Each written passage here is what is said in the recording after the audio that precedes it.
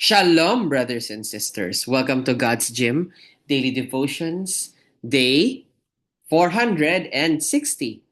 Let's open our time in prayer. Dear Heavenly Father, we thank you for the privilege of being able to spend time with you. Lord, truly, it's an honor and a privilege. It's not something that can be earned. Lord, today you've given us a passage about the power of your word. So Lord, as we study and as we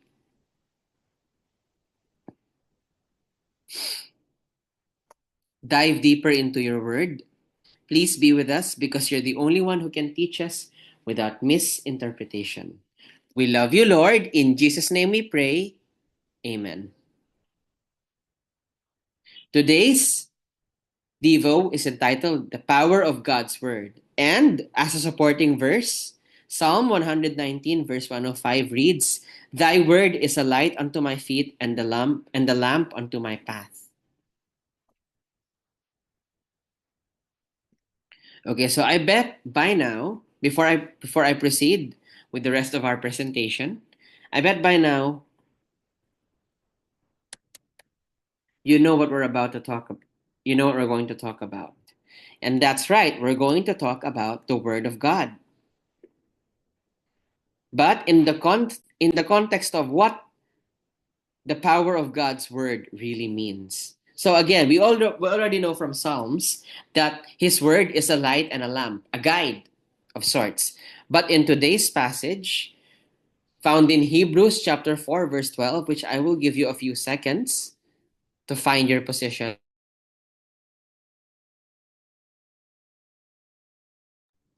It reads, For the word of God is quick and powerful and sharper than any two-edged sword, piercing even to the dividing asunder of soul and spirit, and of the joints and marrow, and is a discerner of the thoughts and intents of the heart. So,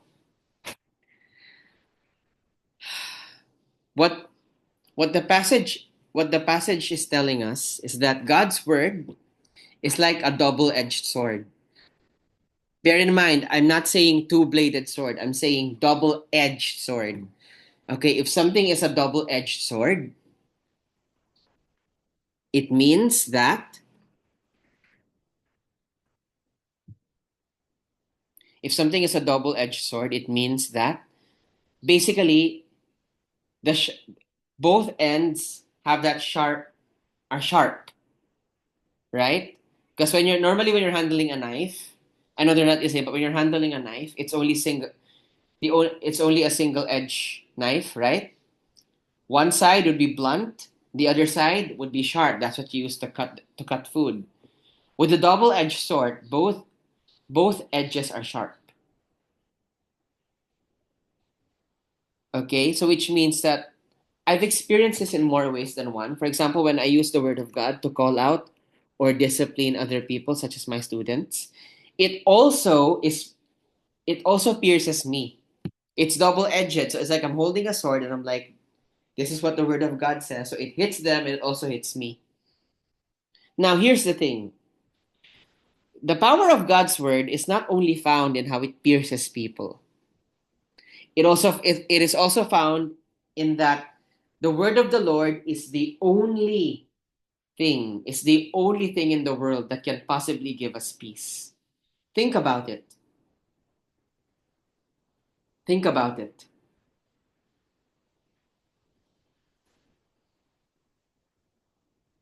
We've tried so desperately every single means to find peace, right? We've tried anything to find peace.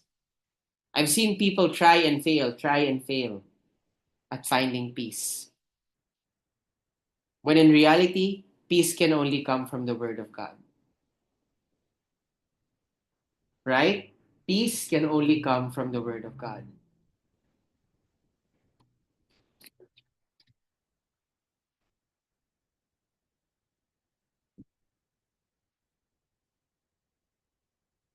For example, last Friday I committed a very grievous sin.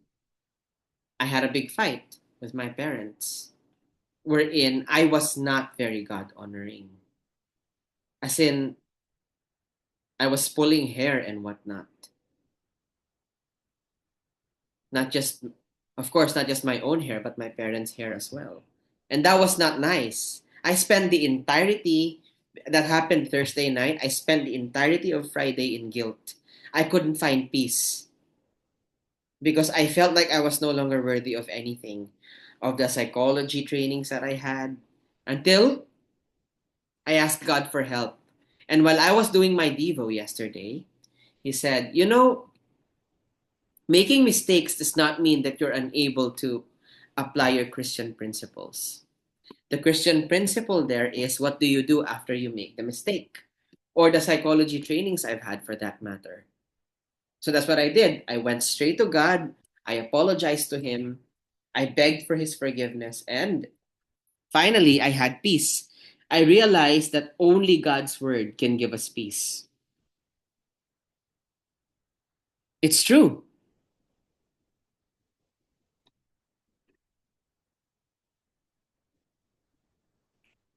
That is the true power of God's word.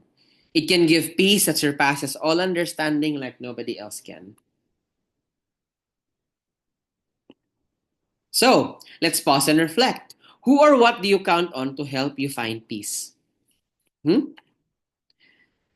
Please remember, you are free to put your answers in the comment section down below. You are also free and highly encouraged to put in prayer requests, prayer praise items, or anything at all that you feel God is calling you to share with us. Because in this way, we will know exactly how to pray for you. And with that, let us close our time in prayer. Dear Heavenly Father, thank you for your word that is a guide, a lamp unto my feet, and a light unto my path. Lord, thank you for providing a way for me to find peace even when I can't. Thank you, Lord. Lord, I'm in dire need of your guidance. I look for peace when I know I can never find it. I look for peace in places that I know it just won't work, in things and people that I know will fail me. So, Lord, help me to make you a first resort when peace is what I need. We love you, Lord. In Jesus' name we pray. Amen. And that will be all. God bless and keep you. Shalom, shalom, brothers and sisters. Shalom, shalom.